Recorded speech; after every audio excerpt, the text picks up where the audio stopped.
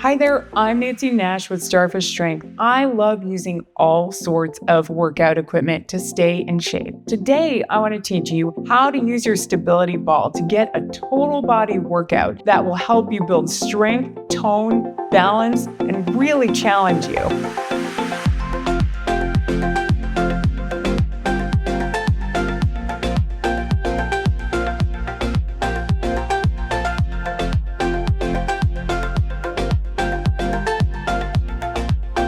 For equipment today, you will want a stability ball that's well inflated. I'm going to be using my 65 centimeter ball and then my 45 centimeter ball. Yours don't have to be exactly that size to work. Just make sure that they can support your body weight and they're not losing any air. You also want a set of dumbbells or cans. All of these exercises are going to present you with balance challenge. So start with lighter weight and progress as you're ready. And then just give yourself enough space to make a snow angel. And as always, make sure you have your water handy. So I'm going to start off using my dumbbells or cans, and I'm going to do a chest fly on the stability ball in bridge position. Set yourself up at one end of your room or your mat so you've got plenty of room to walk out into that bridge position. Go ahead and make sure that your heels are positioned right underneath your knees. You've got your belly drawn in and your hips are lifted evenly. So I'm going to bring the dumbbells right over my chest, and I'm going to start kind of drawing like a long oval shape as I do my chest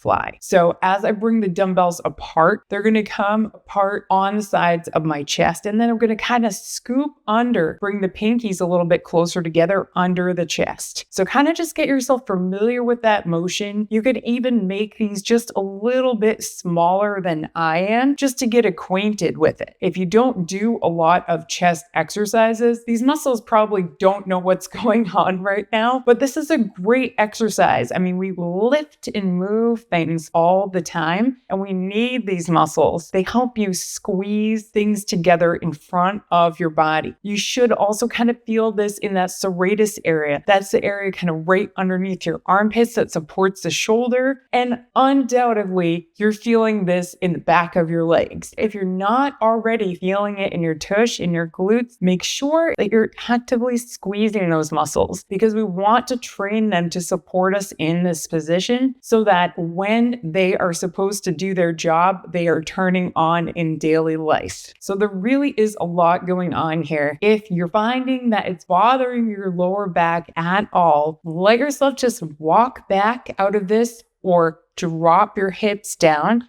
and give yourself a break. You can take as much time as you need and then come back into that bridge position, drawing your belly in, squeezing your glutes, and make sure you feel good in that bridge before you start doing the chest fly. This is a harder exercise than it looks. You're doing a great job. See if you can get one more really good rep in. All right, we're gonna move on. Awesome job. Feel free to grab some water if you need some.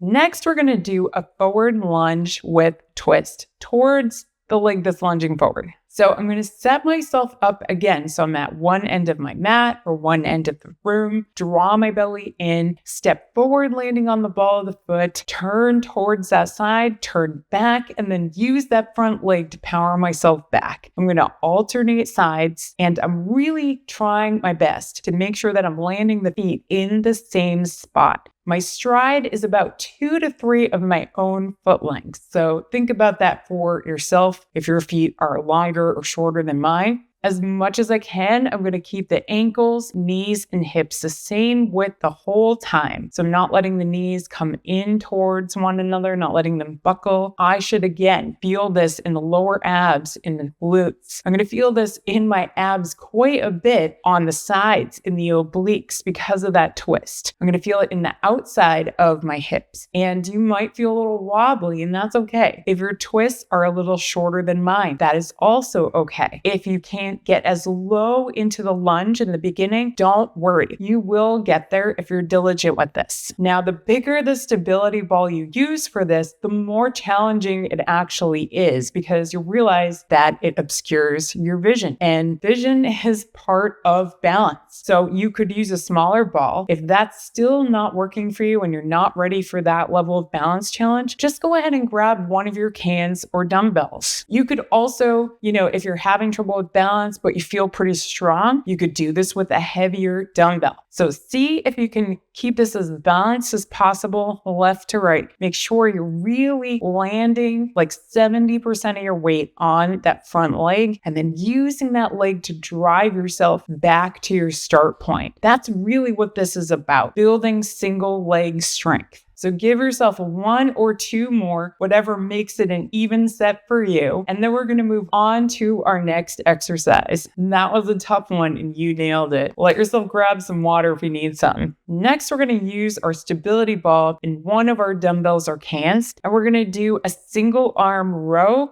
with a leg balance. So I'm going to line up so that I've got the ankles about hip width. I'm going to draw the belly in and hinge from the waist and place one of my hands on the ball and the other hand is going to hold the dumbbell. Then I'm going to lift the opposite leg. So if my left hand's holding the dumbbell, I'm going to lift the right leg behind me. I'm going to press through the heel. I'm not trying to lift this leg as high as I can. I'm trying to straighten that leg while keeping the hips level. So if you're feeling wobbly, let yourself come back up and reset. Drawing the belly in, squeeze the glutes a little bit. Think about using 3 balance points in your foot. So I'm going to use both sides of the ball of the foot and the heel. Even if your leg and your arm are not on fire after this, your foot might be on fire because we're working your feet in this too. Yes, even feet need a workout. So once I've found that balanced position, I'm going to draw my belly in as I begin to row. So when I row, I want my elbow to come out to my side. I want to make sure that I'm thinking about pinching the shoulder blades together in the back. I want to make sure that as I pull, I'm not pulling the shoulder blade up to my ear, but I'm thinking about rolling it back and down towards my waistline. But you do want to make sure that you still have like 45 to 60 degrees of space between your elbow and your torso. So wherever you're at, try to give yourself one more really good rep, and then we're going to move on to the other side. So coming up, just let yourself shake out the hips for a moment. Let the lower back relax. So let's move on to that second side. So again, I'm going to line up so my ankles are right underneath my hips. I'm going to draw my belly in. I'm going to squeeze the glutes. Think about those 3 points of balance in my foot. I'm going to push into the foot that's on the ground as I lift the opposite leg behind me and really push through that heel as much as I can to straighten the leg. Now, some of us are going to find that our foot wants to kind of aim out towards the side during this. So as much as I can, we're going to try to aim my toe straight towards the floor. And that will ensure that I'm really working the muscles in the alignment that I want them to be in normally. The alignment that helps me lift functionally, helps me walk and run functionally. Great job. Keep paying attention to that shoulder as you row. So I'm going to make sure that I'm rolling the shoulder blade back and down, drawing the abs in every time I pull, making sure that there's that 45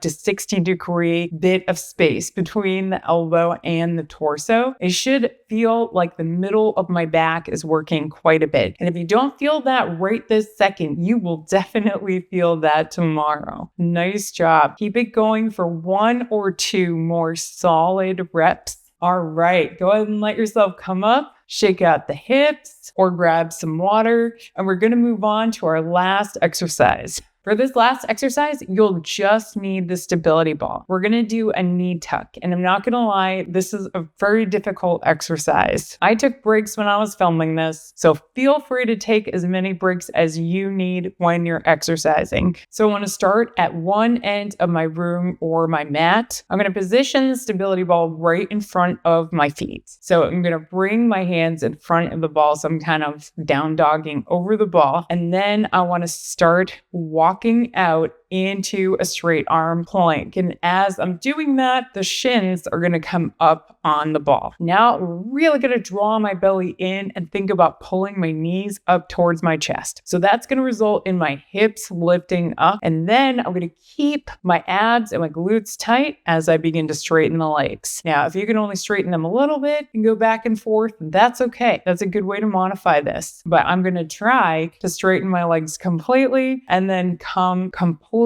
back into that knee tuck. Now, this is also a good prep exercise if you want to work towards the stability ball pike, which we'll go over in a different video. But this is a great exercise to really teach yourself that core strength that you'll need. And we use that core strength for everything. So, I mean, if you want to work towards a rock star jump, this is a great exercise for that. But it's also just a great exercise if you want to be able to lift heavy things in your house, which we all do from time to time without even realizing it. So as much as I can, I'm really going to try to push through each fingertip, really engaging the shoulders and the back so I don't wind up with any sag in my back. If you've got any lower back pain or you feel like your back's dipping and it's not staying flat, let yourself come down and then come back into this. You only want to do this when you're ready. And if you're not sure how to even get to this point, I've got a lot more core exercises you can do. So I will link to another workout at the end of this video that you could try to work up to this. Nice job. Give it 1 or 2 more tucks if you've got it in you, and then let yourself, if you can, come safely and gracefully off the ball. Awesome job. You made it through this whole freaking workout. You rock. Thanks so much for making time to exercise with me today. I hope you feel set up with a new workout to add into your routine. If you're looking for more workouts, exercise and recovery tips, or healthy recipes, please check out the rest of my YouTube channel.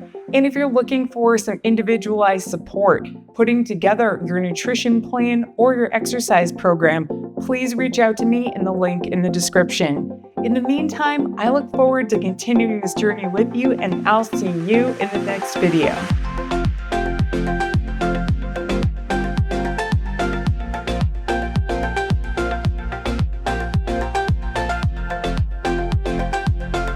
Yeah, come on and tell me about it.